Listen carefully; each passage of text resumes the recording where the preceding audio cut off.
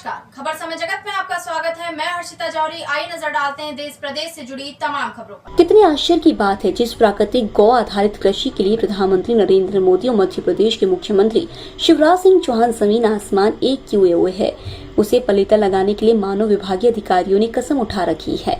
जैसा कि आप सभी जानते हैं, गुजरात के राज्यपाल बड़े किसान हैं और गौ आधारित प्राकृतिक खेती करके शुद्ध खाद्यान्न तो पैदा कर ही रहे हैं, साथ में खेती की लागत भी घटा रहे हैं।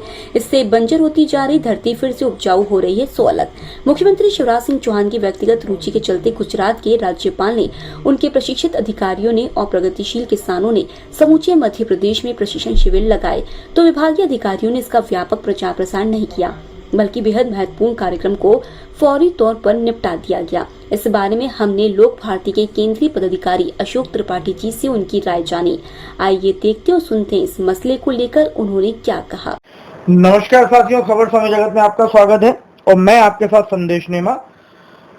गौ आधारित प्राकृतिक कृषि एक बहुत ही गंभीर, इसके लिए सरकारें भी बहुत गंभीर हैं।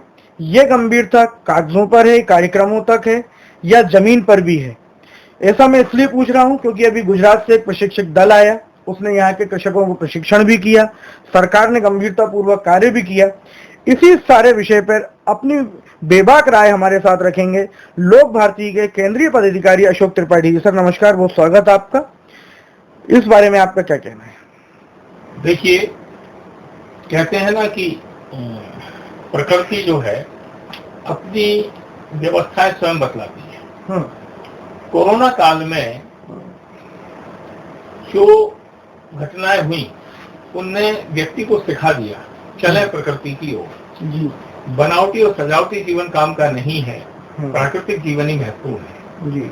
वायुमंडल का निर्माण हुआ, लोग आयुर्वेद की ओर वापस आ रहे हैं, गांव की ओर वापस जा रहे हैं, प्रकृति की ओर जा रहे हैं और एक सादा जीवन शैली अपनाते हुए एक स्वस्थ जीवन जीने की इच्छा रखते हैं।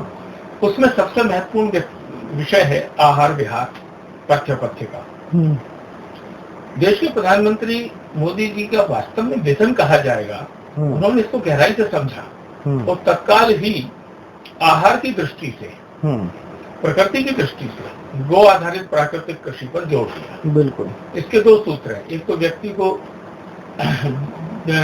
रसायन मुक्त या विष मुक्त दूध, फल, सब्जी, अनाज प्राप्त हो जी, और गौ आधारित प्रक्रिया के कारण गोबर और गौमूत्र का भी एक ठीक मूल्यांकन हो, इससे रासायनिक खाद, पेस्टिसाइड, फर्टिलाइजर से बचें।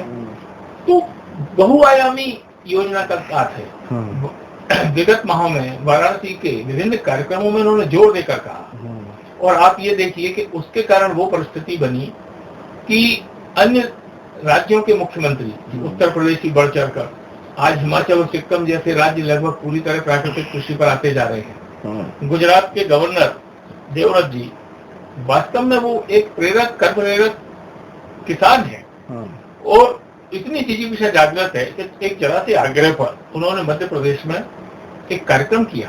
कार्यक्रम क्या, वो प्रशिक्षण कार्यक्रम था, जिसमें कृषि मंत्री, विभिन्न मंत्री सम्मिलित हुए और पिन ड्रॉप साइलेंस के साथ उस चीज को सुना।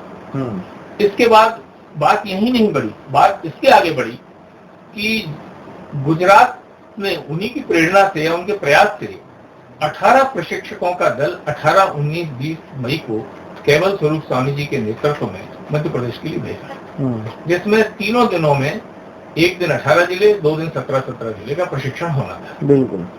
और इसके लिए मैं आपके समाचार पत्र को भी धन्यवाद दूंगा जी, कि बड़ी पूरी तरह से लोक जागरण किया, जिलों की सूचनाएं नीचे तक पहुंचाई कि जो कर्मरत प्रेरक किसान है वो इसमें सम्मिलित हो ताकि उसका लाभ मिले। उसका लाभ कब मिल सकता था, जब जो सीधा यहाँ काम कर रहे हैं वो किसान उस कार्यक्रम में सम्मिलित होते और वही मास्टर ट्रेनर बनते। इसके लिए विभाग को भी आगाह किया गया, क्योंकि दायित्ववान पदाधिकारियों अपने स्तर से किया, आपके समाचार पत्र को दिए समाचार। लेकिन तमाम कयास और प्रयास के बाद भी मुझे लगता है कि वो प्रशिक्षण एक रस्म अदायगी और खजापूर्ति होकर रह गया। ना तो उस क्षेत्र में कार्य कर रहे संगठन, किसान संघ है, भाजपा का किसान मोर्चा है, लोक भारती है, इनसे कहीं किसी में कोई संपर्क नहीं। जिलों में कोई किसी प्रकार की प्रेस कॉन्फ्रेंस नहीं की गई, कोई सूचना नहीं की गई। मुझे लगता है कि कृषि विभाग का ऊपर से लेकर नीचे तक का हमला एक फर्टिलाइजर लॉबी, पेस्टिसाइड लॉबी के रैकेट के शिकंजे में है। क्योंकि जितनी गौ आधारित प्राकृतिक कृषि बढ़ती जाएगी उतनी रासायनिक घटती जाएगी, और जितनी घटती जाएगी तो हर जिले में होने वाले करोड़ों की सप्लाई भी कम होती जाएगी। तो जिसको कहते हैं ना कि चामड़े के पीछे भैंस मारना, व्यापक लक्ष्य क्या हो लेकिन तत्काल लाभ कहाँ होता है, भैंस भी मारने से चामड़ा मिल जाता है तो हम ले लें। ये इस संबंध में पर्याप्त रूप से आप समाचार पत्र ने भी इसने भी आगाह किया।